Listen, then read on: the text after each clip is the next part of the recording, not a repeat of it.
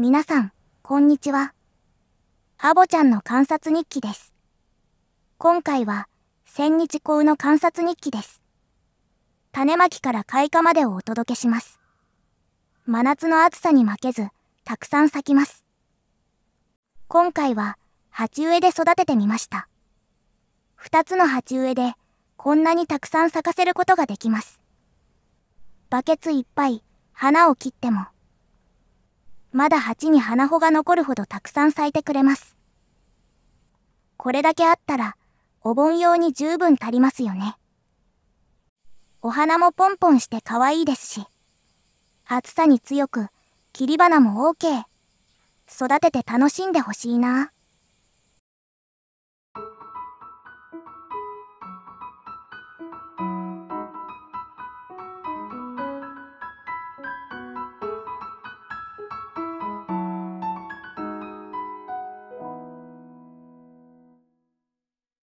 今回育てた千日紅は、坂田の種さんのネオンシリーズです。高さが50から70センチメートルの中高生品種です。千日紅は高さが15センチメートルくらいの Y 製のものから100センチメートルくらいの高製のものまでいろいろあります。種や苗を買われるときは高さをチェックして購入してくださいね。千日紅について。千日紅は春巻き一年草です。開花期が長く、秋の間も咲きます。色は白、赤、ピンクなどがあります。それでは、ここから、種まきから開花までの様子に移りますね。5月15日。最高気温が25度、最低気温が15度くらいの頃、種をまきました。しかし、3日後の5月18日、うっかり落としてダメにしてしまいました。ショック。さあ、気持ちを切り替えて、種をまき直そう。こんなこともあるさ。こんな時、種が種袋にいっぱい入っていると助かりますよね。千日紅は発芽するのに、ある程度の温度が必要です。こぼれ種で、たまに早く芽を出しているものもありますが、確実に発芽させたいなら、最低気温が15度くらいがある頃、八重桜が咲き終わる頃くらいがいいと思います。種を一つのポットに2、3粒ずつ入れていきます。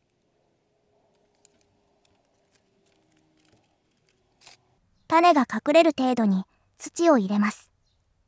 土を入れたら軽く土を押さえます。ふわっと土をかぶせただけだと、発芽した根っこがぐるっと丸まって、根っこの先端が土の上に出てくることがあります。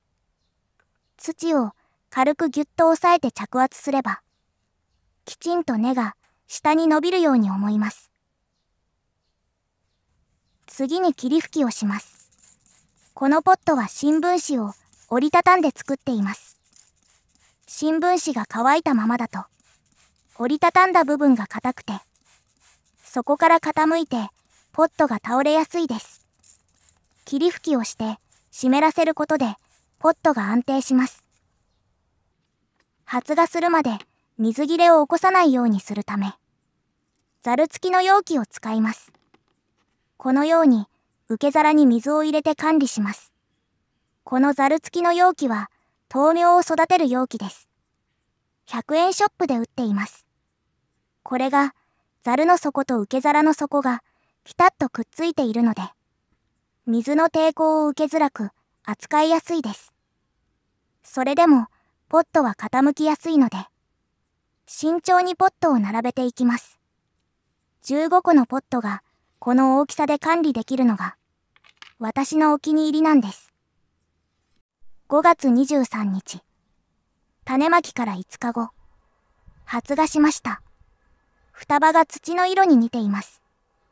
黒っぽい色の双葉で画像で見ると分かりづらいですね。適温時期に種をまくと、発芽するまでそれほど日数がかからないみたい。以前、まだ早い時期に種をまいたときは、適温になるまで発芽しなかったです。管理する場所と時間が無駄になるので、早巻きは避けた方がいいかなと思います。1ポットに2つ以上発芽しているものが多いので、1ポットに1苗になるように移植しました。苗がそんなにいらないのであれば、移植はもう少し後でいいと思います。それから苗を分けずにそのまま移植して、後でハサミで切って1ポットに1苗にしたら、手間が少なくて済むと思います。逆に苗をたくさん育てたい場合は、このように分けて植えてあげるといいと思います。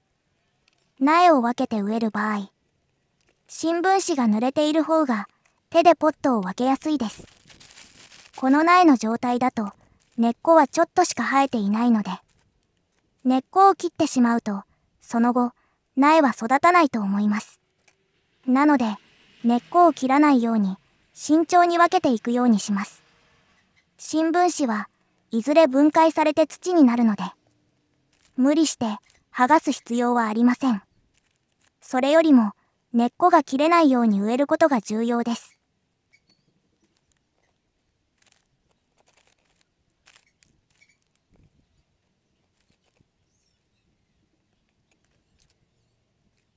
6月8日、発芽から16日後、移植した苗はこのくらいの大きさになりました。双葉だけが大きくなってポットからはみ出ています。でもまだ根っこはそこまで張っていませんでした。6月10日、ちょっとだけ茎が伸びているようでした。6月13日、土が早く乾くようになってきました。根っこの様子を見てみることにしました。ポット苗のうち大きい方の苗の根っこは、こんな風に根っこがそこまで回っていました。もう一つの大きめの苗も、根がしっかり回っています。これではすぐに土が乾きそうです。小さめの苗は根っこも少なめでした。土も乾ききっていないようです。ですが、どちらも順調に育っているようでした。小さな苗もすぐに育って土が乾くようになるだろうから、ここでまた一回り大きいポットに植え替えることにしました。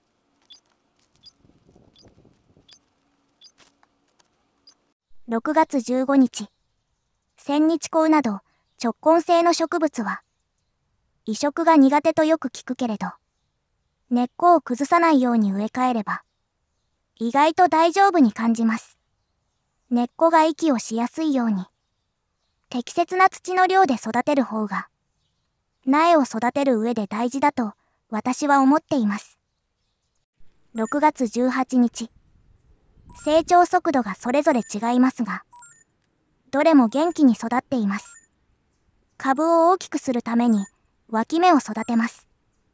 そのために茎の上部を切っていきます。ただ、今、動画を作りながら振り返ってみると、苗によって成長が違うのは、多分、花の色の違いによって成長が違うのだと思います。なので、こうして茎を切る前に、だいたい同じ大きさのもの同士で寄せてから、茎を切ればよかったと思いました。こうやって上部を切って脇芽を出して枝を増やすことを摘心というのですが、摘心をしてしまうと苗の高さが全部揃ってしまうので、種がミックスタイプだと区別しにくくなりますね。つぼみが出る前に植え付ける場合、植え方によっては色の偏りが出てしまいますね。6月19日、この日からしばらく雨が続く予報が出たので、固形肥料の10タイプを入れました。水やりはしなくて楽できますが、強い雨が続くと土の肥料が流れ出てしまうので、固形肥料を置いて、雨で肥料を溶かしてもらいながら、栄養分を苗に運んでもらうようにしています。こういう使い方をする場合、粒の大きい10 10、10のタイプが使いやすいです。他の数字のタイプは粒が小さいので、入れる量によっては、効き目が強すぎたり、効果が早く切れたりします。10タイプはこのくらいのポットだと、1粒か2粒入れておけば、2週間以上は効き目が続くと思います。雨が激しかったり、乾燥が強かったりすると、また液肥を入れたりすると、肥料が効く期間も変わってくるので、苗の状態をちょくちょく確認して、変化に気づいて対応してあげることが大事です。6月22日、大きな葉っぱと葉っぱの間から小さな葉っぱが出ています。どの苗も順調に脇芽が伸びてきていました。6月30日、脇芽も枝もぎゅーっと伸びてきました。7月7日、根っこもしっかりポットに回ってきました。もう植え付けしても良さそうです。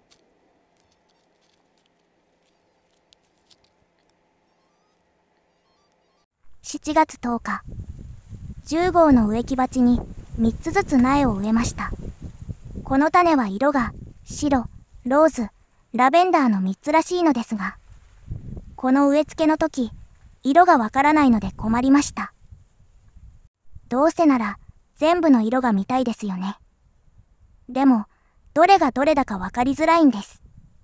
やはり、摘心の前に分けておくと、大まかな目安にはなると思います。7月23日。結局、6苗植えて、5苗がラベンダー色でした。残りの1つがローズでした。この日は、強い通り雨が降って、苗が倒れてきました。7月27日。輪っかの支柱をつけて苗を固定しました。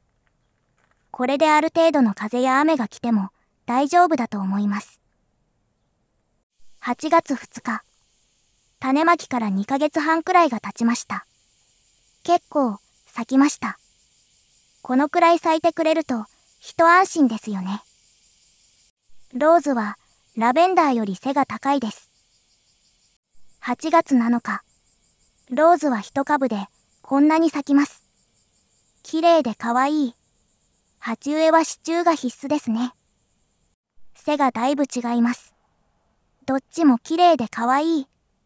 梅雨明け後、花が咲き出してからは、1000から2000倍に希釈した薄めの液肥を、毎朝あげて育てています。また、たくさん咲き出すと、お水も欲しがるようになります。水切れに注意して育てています。秋までずっと咲いてくれたらいいなぁと思います。ということで、今回は千日紅の観察日記をお届けしました。よかったらぜひ育てて楽しんでみてくださいね。最後まで動画をご覧くださりありがとうございます。よろしかったら高評価、チャンネル登録をお願いいたします。次回もまた見てくださいね。